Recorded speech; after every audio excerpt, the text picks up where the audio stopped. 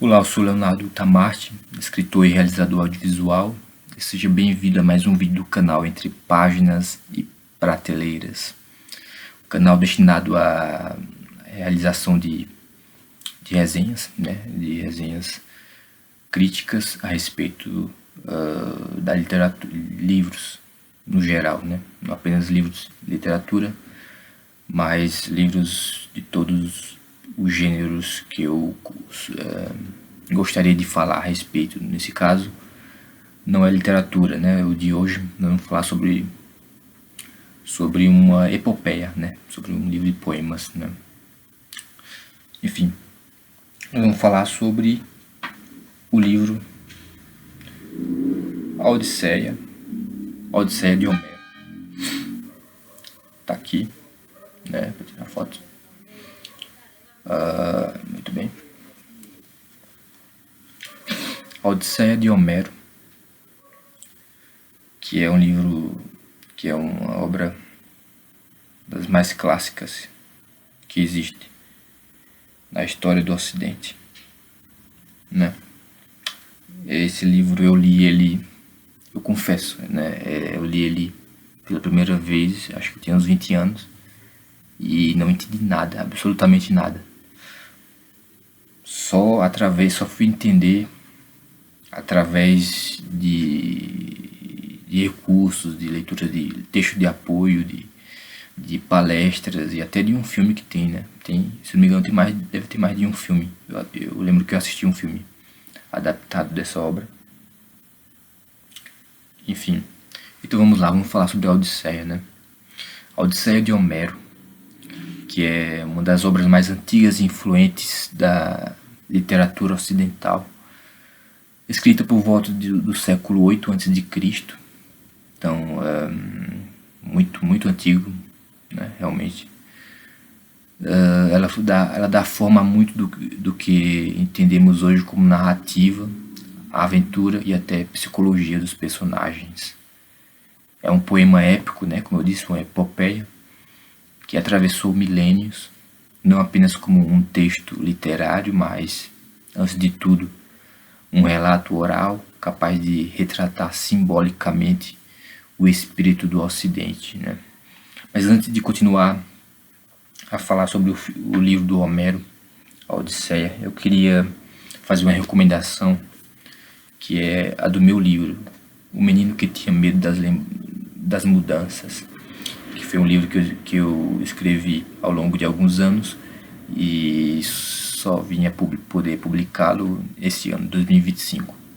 Então, se você tem interesse em saber o meu estilo de escrita, em conhecer uma obra minha, você pode ter acesso a esse livro através da Amazon. É só clicar no link que está aqui abaixo do vídeo, nos comentários e também na descrição. Você tem acesso direto para a página da Amazon e pode adquirir o seu livro por lá. É garantido que a compra pode demorar um pouco mais, talvez 2 semanas, mas vai chegar e muita gente está satisfeita com a obra. Ela tem 250 páginas. É um livro que eu acredito que vocês vão gostar muito. Ele é baseado em experiências autobiográficas minhas, mas é sobretudo um livro de ficção, um romance, uma história que espero que vocês gostem, que trata de questões pertinentes aqui do Brasil, como o alcoolismo, a violência doméstica e sobretudo, esse problema psicológico, um problema de uma criança que enxerga a vida de um modo peculiar. Muito bem, fica a recomendação: Um Menino que Tinha Medo das Mudanças. Então, voltando à obra do Homero, A Odisseia, que é um livro que foi feito, que é um livro muito antigo, bem mais antigo do que o meu, Então, Homero, supostamente, ao que se sabe, foi um poeta grego cego e foi também o autor da Ilíada, né? A Ilíada é uma da... Na verdade, eu não sei se tem outra obra atribuída a Homero, além dessas duas, né? A Odisseia e a Ilíada. A Ilíada que vai narrar os eventos da Guerra de Troia, né? Pelo menos um trecho dos eventos da Guerra de Troia. Enquanto a Ilíada trata da glória e da violência da guerra, a Odisseia, esse livro em questão, vai falar sobre o retorno né, sobre o pós-guerra. Quando acabou a Guerra de Troia é que começa a história da Odisseia, né, que é a tentativa de reconstruir a vida depois da destruição, né. Então o livro vai contar a história de Ulisses, né, ou de Odisseu, né. A gente sabe que na Grécia Antiga o mundo era permeado pela crença na intervenção divina, né? Havia de fato a crença nos deuses do Olimpo, e em outras formas, né? Havia várias narrativas na época. Então havia a crença na intervenção divina e pelo valor da palavra falada, pelas narrativas, né, declamadas, né. Os poemas homéricos eram recitados em praças, acompanhados pelas musas e pela lira, né, ou harpa. As musas eram as deusas inspiradoras da poesia, né. Então Homero não apenas narrou uma história, ele criou uma forma de transmissão cultural, né? Um código que definia o que era ser herói, o que era ser homem e cidadão grego, né? É curioso que, por ser talvez a pessoa que iniciou, né, essa tradição fictícia da literatura, da narrativa, né? Ele que inaugurou, o Homero, ele é, em alguns casos ele é considerado como uma pessoa, talvez uma figura que talvez não tenha existido de fato. Enfim, a Odisseia influenciou toda a literatura ocidental posterior, de Virgílio a Dante a James Joyce, que escreveu Ulisses, né, a obra Ulisses, que é uma reinterpretação moderna da jornada homérica, né. O livro Ulisses ele já é do século XX, do século passado, e é um romance pós-moderno, assim, né, que tem como característica, né, o fluxo de consciência. Mas enfim, dentre tantos outros autores que também foram influenciados pelas obras do Homero, né? Não apenas esses três aqui. Então é uma história sobre coragem, astúcia e resistência, mas também sobre pertencimento, né, e o poder do destino. Então vamos lá. A Odisseia conta o retorno de Ulisses, né, ou Odisseu, como é chamado na versão grega, na original grega, né, é Odisseu, por isso que dá o nome de Odisseia, né, a história de Odisseu. Mas para nós latinos, o nome Odisseu foi traduzido como Ulisses, né.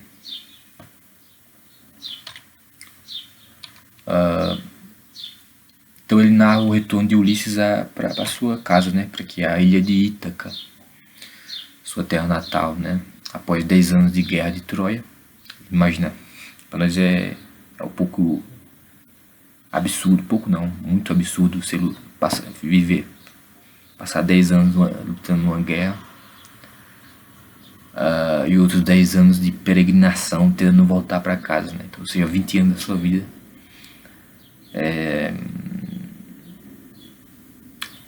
assim, como se fosse jogado no lixo. É a sensação que eu tive quando estava lendo a obra, né? Assim, né? Engraçado até, né?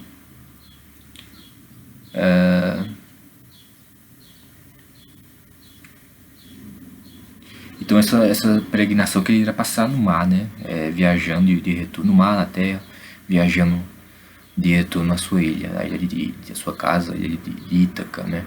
E a narrativa começa após o fim dessa guerra, né? Quando todos os heróis já voltaram para casa, exceto Ulisses, né? Ele parte de Troia, cheio de glória, né? Ele foi, para quem não leu a Ilíada, sabe que ele foi um dos responsáveis por vencer, né, a guerra de Troia, né? Ele teve a invenção de criar o cavalo, chamado cavalo de Ulisses, né? Que ele inventou um cavalo, criou um cavalo, mandaram construir um grande cavalo de madeira para que pudesse entrar na fortaleza que era a cidade de Troia. Mas dentro desse cavalo os gregos entraram, né? Ficaram ali escondidos até poder, quando todos os troianos estavam dormindo, eles saíram do cavalo e já dentro da cidade conseguiram matar todo mundo e vencer a guerra. Enfim, foi assim que terminou a guerra. Foi devido à inteligência de Ulisses, né? de deixar um cavalo como um troféu. Curioso isso, mas enfim. Então, ele parte de Troia, né? Ulisses, né? Ele parte de Troia cheio de glória, mas é arrastado por mares hostis, né? Por deuses vingativos e tentações sedutoras, né? Ulisses navega e em certo momento fica preso na ilha da ninfa Calipso, né?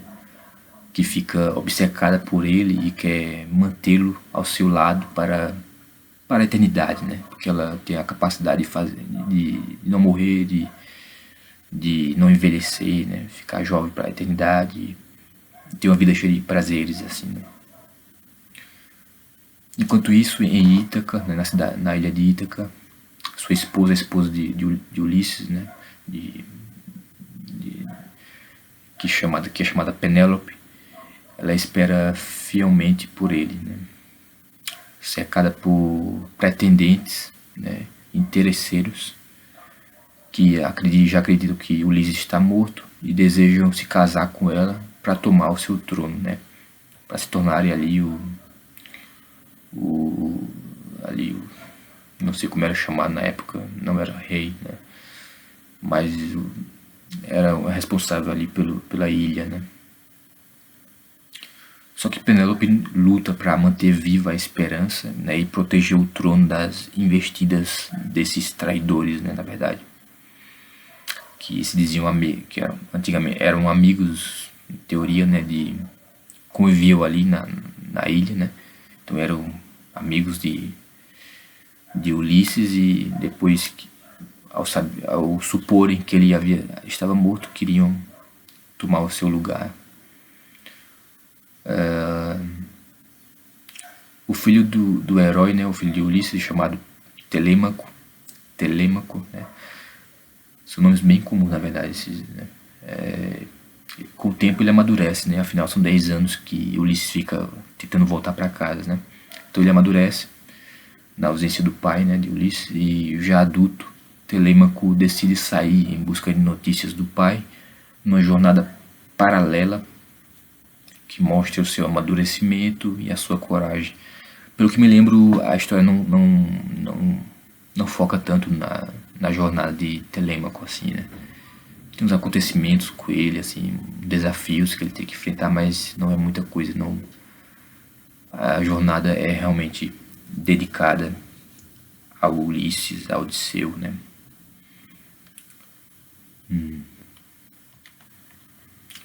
Então, com a ajuda dos deuses, né? Especialmente de Atena, que é a deusa da sabedoria, né? A deusa que é símbolo da filosofia, né? E que por isso admira a inteligência de Ulisses, né? Não à toa. Por ser deusa da sabedoria, ela admira a inteligência de Ulisses. O herói, né? Ele consegue finalmente deixar a ilha de Calipso, porque é uma tentação mesmo. Calipso enfeitiça ele, então enfeitiça ele, e se eu não me engano é curioso, né? Que nessa ilha parece que, se eu não me engano, os companheiros, amigos de Ulisses que voltavam com ele, né? Ulisses não estava voltando sozinho. Tinha uma embarcação e tinha outras pessoas com ele, outros guerreiros com ele. Acaba também virando porco, se eu não estou me enganado, né? Eu não sei se é um feitiço, não me lembro agora, ou se é uma comida que eles comem e se transformam em animais, né? Porcos, enfim. É um pouco engraçado também.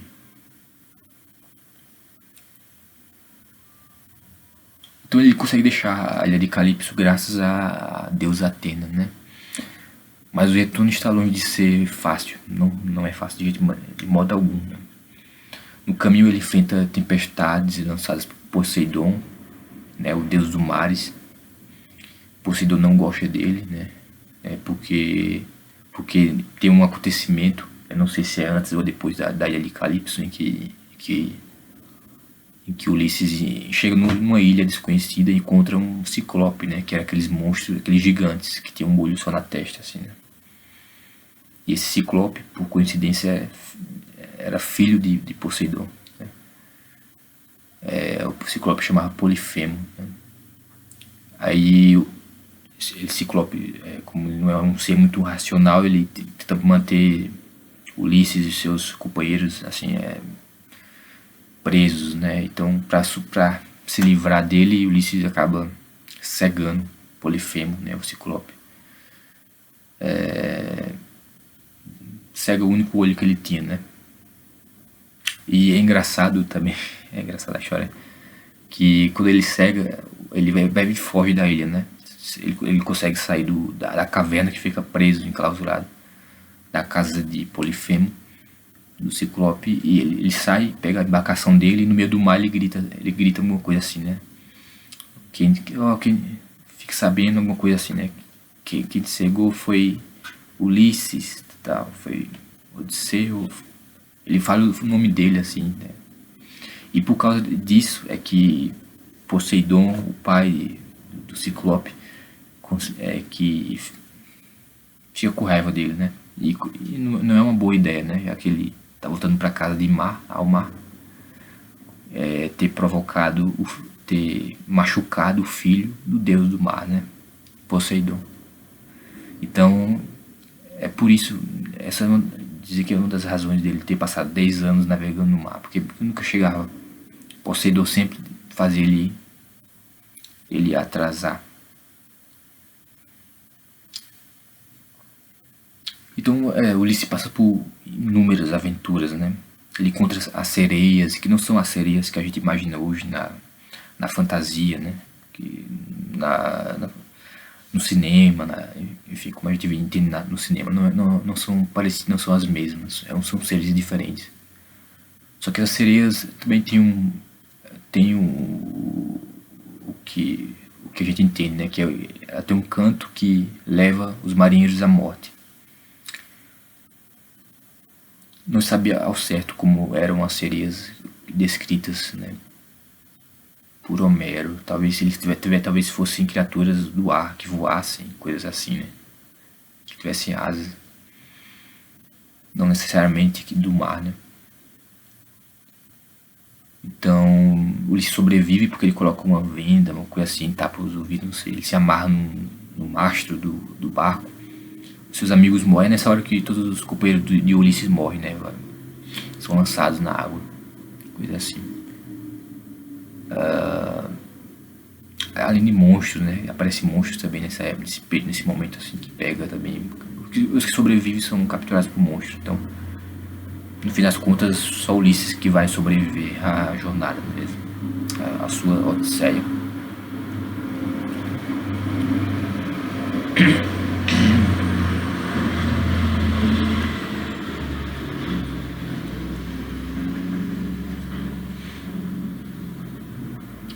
Então, Ulisses ele sobrevive também aos terríveis Sila e Caríbides, que são dois monstros marinhos que devoram os homens e as embarcações, como eu falei, né? Os monstros tinha esse nome, Sila e Caríbides, né? E visita o mundo dos mortos também, tem esse trecho, que é bem interessante, na verdade, né? Em que ele vai até o submundo, Ulisses, né? O submundo. Tem um documentário sobre isso, inclusive, né? O submundo é como se fosse uma caverna que leva por embarcação também. Está presente na cultura pop também, né? Explora um pouco disso. E Ulisses ele começa com as almas e recebe profecias sobre o seu destino também. Ele vai lá, eu não me lembro exatamente o porquê, mas ele vai até o submundo, que unifica o deus, né, da mitologia grega, Hades, né?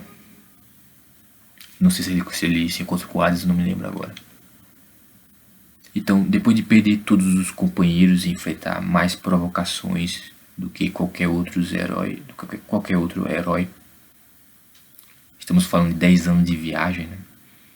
Ulisses chega finalmente a Ítaca, a sua casa, né? Ele chega disfarçado de mendigo, com a ajuda de Atena, porque Atena avisa ele de que se ele chegasse lá, provavelmente ele seria morto pelos pretendentes, né? Pelos traidores. Então ele se disfarça. Chega como um desconhecido, né, para poder conquistar de novo, né, o que lhe pertence, né, conquistar o que lhe pertence. E encontra seu palácio já dominado, né, pelos pretendentes de Penélope. Eles ficam se alimentando, fazendo bagunça lá no castelo, no palácio. Enquanto Penélope fica tentando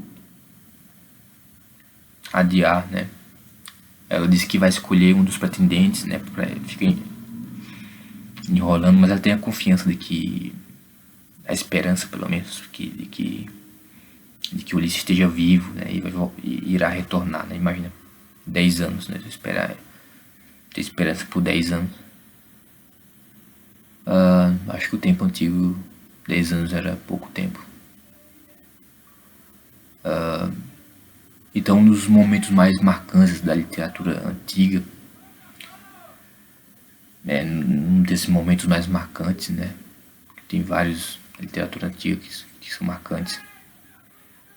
Tem esse caso, né, da história de Ulisses em que ele revela a sua identidade. Com o arco, né? Ele tem um arco que só ele é capaz de manejar. Ele consegue vencer todos os inimigos. Ele mata todo mundo, né? É uma chacina que ele faz na casa dele mesmo. Ele consegue reconquistar a sua casa, né?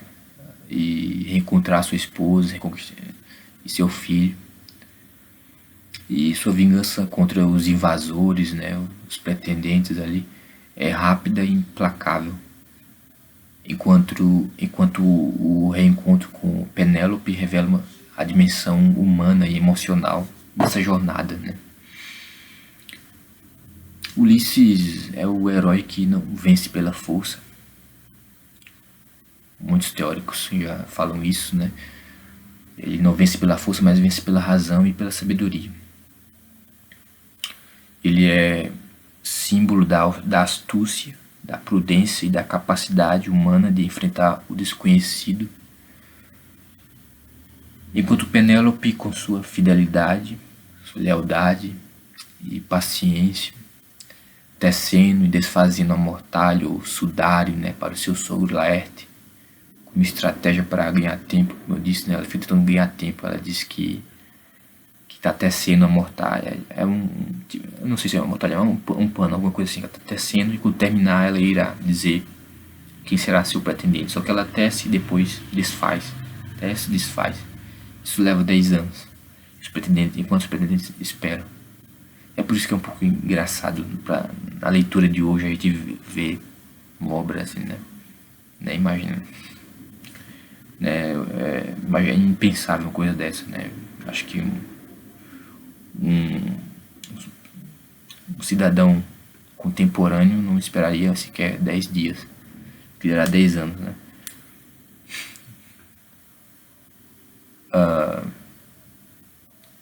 Então a Penélope, né, ela encarna a figura da resistência silenciosa, né? O contraponto feminino à ação masculina, né?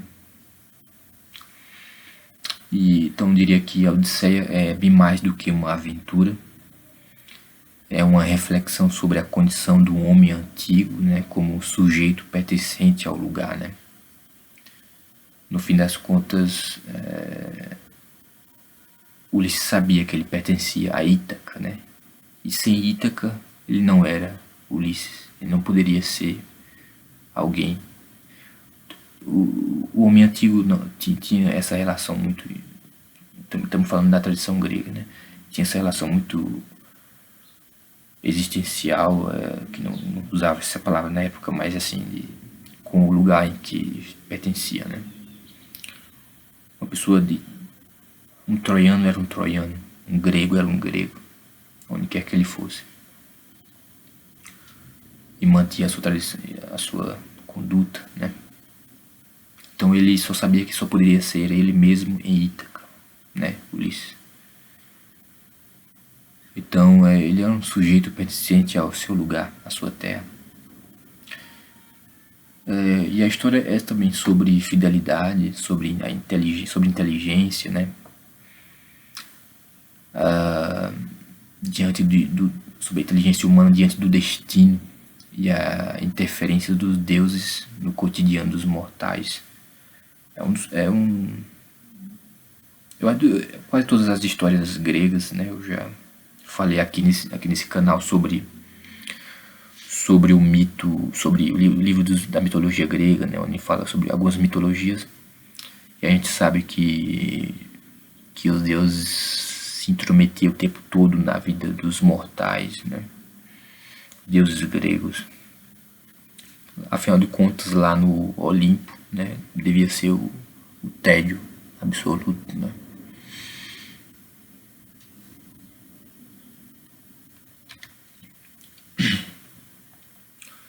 O percurso de Ulisses é uma longa travessia, uma travessia simbólica, né? O mar como o inconsciente, né? Trazendo-nos para o tempo contemporâneo.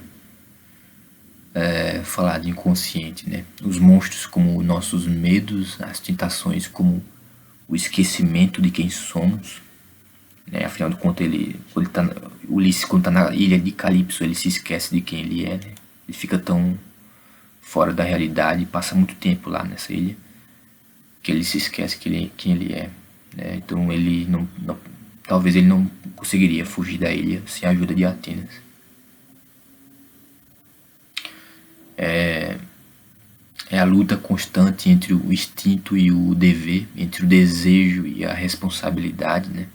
Afinal de contas, ele poderia permanecer o tempo que quisesse, né, na ilha de Calypso. Afinal de contas, lá era o paraíso, né? É a definição do que seria o paraíso para o homem, né? Sem dar muitos detalhes. Então,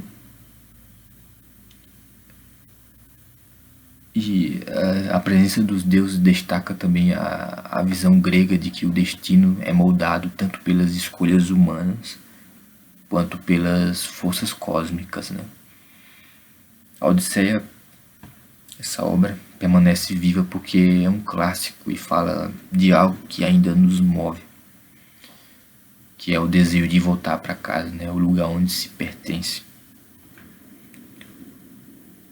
de reencontrar o que é essencial depois de tantos desvios, né? Afinal de contas, Ilha e Penélope era a essência do que seria Ulisses. Sem essas duas coisas, Ulisses não seria Ulisses. É um livro sobre persistência, sobre memória e pertencimento, como já disse. Sua influência atravessa séculos, todo mundo sabe, não apenas na literatura, mas em toda a arte ocidental. É um ponto de partida da narrativa moderna, é o modelo do herói em jornada, né? Quando se estuda a jornada do herói em literatura, e uma reflexão sobre o próprio ato de contar histórias. Então, ler a Odisseia é revisitar as origens da imaginação humana, é perceber que desde os primórdios o homem é um viajante em busca de seu lugar no mundo. ou seja, em busca de si mesmo, né? Essa é a condição do homem moderno, né? Só encontra si mesmo quando se encontra o seu lugar no mundo, quando se está no seu lugar no mundo, né? Então, era isso que eu queria dizer sobre o livro A Odisseia de Homero, um clássico da literatura, uma epopeia, um livro escrito em versos e que influenciou muito da tradição ocidental desde os primórdios do que a gente entende o que é o Ocidente. Muito bem, eu nem diria, não preciso nem dizer o quanto é recomendável essa obra, muito importante.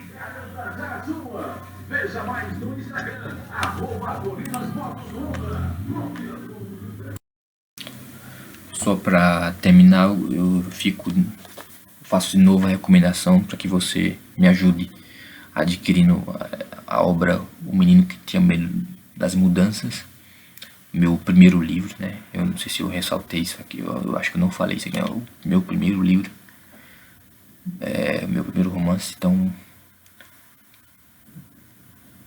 adquira pela Amazon, deixe os seus comentários nesse vídeo.